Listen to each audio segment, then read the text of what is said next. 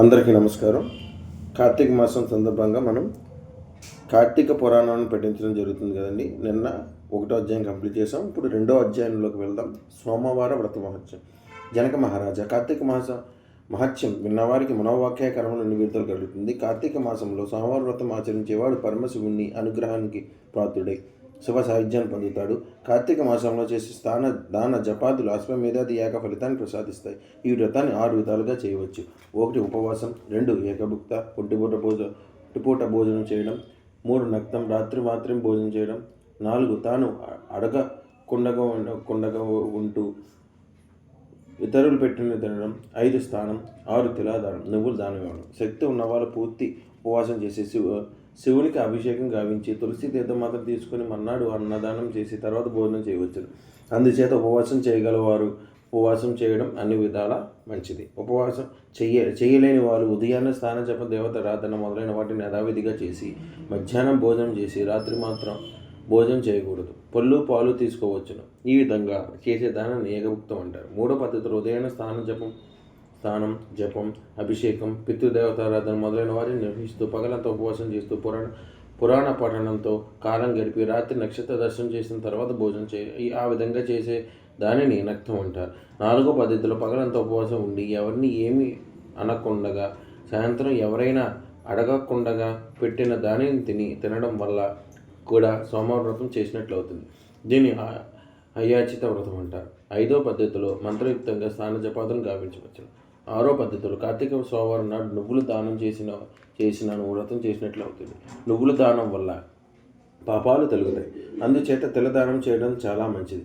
ఈ 6 పద్ధతుల్లో ఏదో ఒకటి ఆచరించకపోయినట్లయితే కుంభీపాక నరకం ప్రాప్తిస్తుంది. అనాథ స్త్రీలు ఈ వ్రతం చేయడం వల్ల విష్ణులోకాన్ని పొందుతారు. కార్తీక మాసంలో పగలంతా ఉపవాసం చేసి భగవతార్థంలో కాలం గడిపి రాత్రి నక్షత్రాన్ని చూసిన తర్వాత భోజనం చేస్తూ ఈ విధంగా 5 సోమవారాలు పంచనక్తం చేసిన వారు శివ సాయుధ్యం పొందుతారు. పంచనక్తం ఆచరించేవారు నమ్మక చమక సహితంగా రుద్రాభిషేకం చేస్తూ ఉండాలి.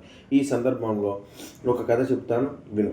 దీన్ని వింటే సకల కలుషాలు కరిగిపోతాయి. పూర్వం కాశ్మీర దేశంలో ఒక పురోహితుడు ఉండేవాడు. అతనికి విష్ణుర అనే పేరు గల ఒక కూతురుంది. ఆమె మంచి సౌందర్యవంతురాలు. సౌందర్యానికి తగిన విధంగా సద్గుణాలు లేవు. సిగ్గు భయం విడిచిపెట్టింది. కుల ధర్మాన్ని కాదరు చేయలేదు.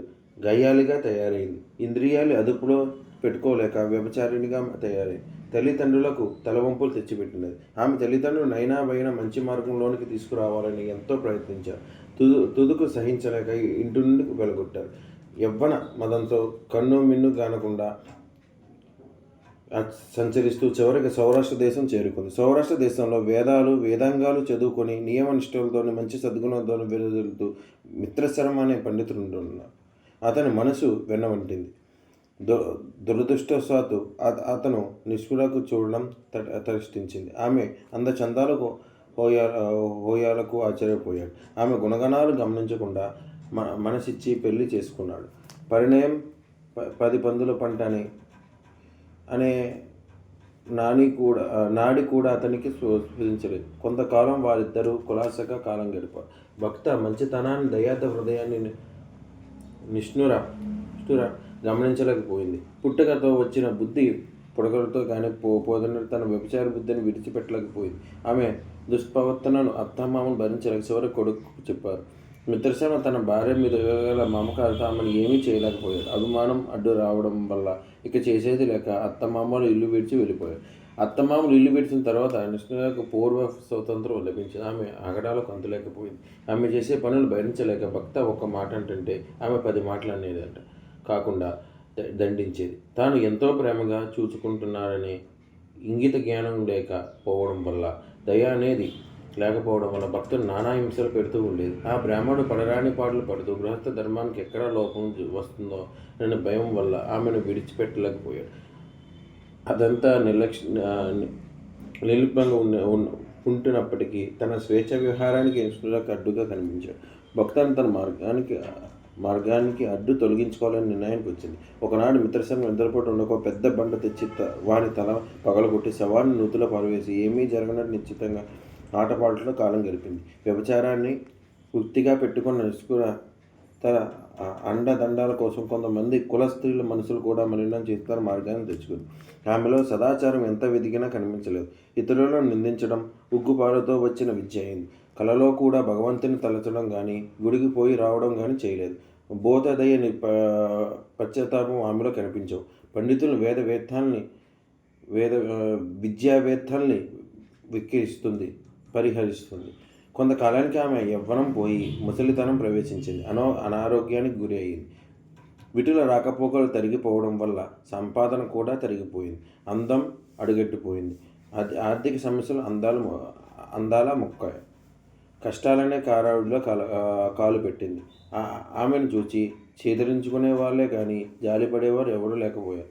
తినడానికి తిండి లేక, ఉండడానికి ఇల్లు లేక, తిరిగే శక్తి లేక చేసిన పాపాలు ఫలితాన్ని అనుభవిస్తూ దిక్కులేని చావుకు గురైంది. ఆమె శవానికి అంత్యక్రియలు చేసేవారు కూడా కనిపించలేదు.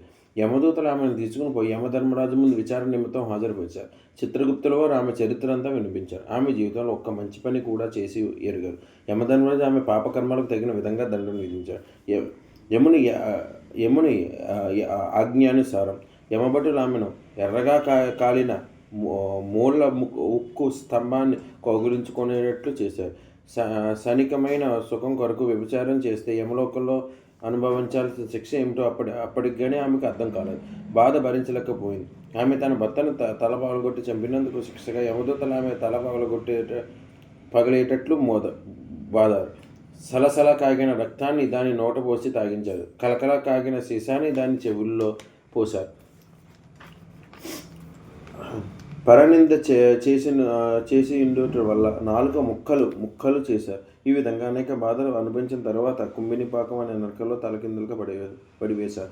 ఆ నరకాన్ని అనుభవించిన తర్వాత భూమి మీద 15 సార్లు కుక్కగా జన్మించింది. 15వ జన్మలో ఒక కార్తీక సోమవారం రోజున దానికి ఎంత తిరిగినా ఆహారం దొరకలేదు. ఆ దానం కార్తీక సోమవారం అయిన వలన ఒక బ్రాహ్మణుడు పగలంతా ఉపవాసించి రుద్రాభిషేకం గావించి పురాణ పఠనంతో పొద్దు గడిపి నక్షత్ర దర్శనం చేసుకున్న తర్వాత బలియన్నం బయట వేసి కాలు గడుక్కొని లోనికి వెళ్ళాడు. ఆకలితో నకనకలాడుతున్న ఆ కుక్క బలియన్నం చూడగానే దాని మీద కురికి తినడం ప్రారంభించింది. ఆ బలియన్నం తినడం అంటేనే దానికి పూర్వజన్మ వచ్చిందా. దానితో ఆ కుక్క బ్రాహ్మణ మహానుభావ నన్ను కాపాడు అని పిలిచింది. బ్రాహ్మణు వెలికి వచ్చి కుక్క పిలుపు గావించి ఆశ్చర్యంతో నీ డెవరని అడిగారు. అప్పుడు ఆ కుక్క తన కథ అంతా చెప్పి, ఓ మహాత్మా, నువ్వు ఇచ్చిన బలి భోజనం వల్ల నాకు పూర్వశుద్ధి కలిగింది. దీనికి కారణం ఏమిటని అడిగింది. ఆ బ్రాహ్మణుడు దివ్య దృష్టితో విషమంతా గ్రహించి, ఓ స్విని, ఈరోజు కార్తీక సోమవారం కదా, నీవు పగలంతా ఆహారం దొరక్క ఉపవాసం చేసి నక్షత్ర దర్శనాంతరం నక్త భోజనం చేశావు. కానీ ఫలితంగా నీకు పూర్వస్థుతి కలిగింది. నిప్పు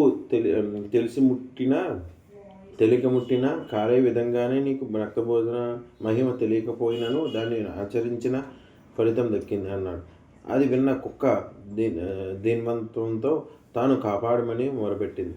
దయాదు హృదయుడైన ఆ విప్రుడు తాను సంపాదించుకున్న ఒక కార్తీక సోమవారం ఫలితాన్ని కుక్కకు దారపోశాడు. దానితో ఆమె పాపాలు పటాపంచలయడం వల్ల కుక్క రూపం వదిలిపెట్టి ద్వీపమాన శరీరాన్ని పొందింది. దివ్య వస్త్రాభరణాలతో కూడి స్త్రీ రూపం పొంది తన పితరులతో కూడి కైలాసం చేరుకున్నది. అందువల్ల కార్తీక సోమవారం ఉపవాసం చేసి నక్తవ్రతాలు చేసిన వారు అన్ని పాపాలను విముక్తి పొంది శివాను సాహిత్యం పొందుతారు. కాబట్టి నీవును కార్తీక సోమవారం వ్రతం చేసి మేలును పొందు అని వశిష్ఠ వాళ్ళ జనక మహారాజుకు చెప్పారు. ఇది శ్రీ స్కంద పురాంతర్గత కార్తీక మహత్యమండలి 2వ అధ్యాయం సంపూర్ణం. ఇదండి ఈరోజు 2వ అధ్యాయం. నా వీడియోని లైక్ చేసి షేర్ చేసి సబ్స్క్రైబ్ చేసుకోండి. థ్యాంక్ యూ అండి. మళ్ళీ రేపు కలుద్దాం.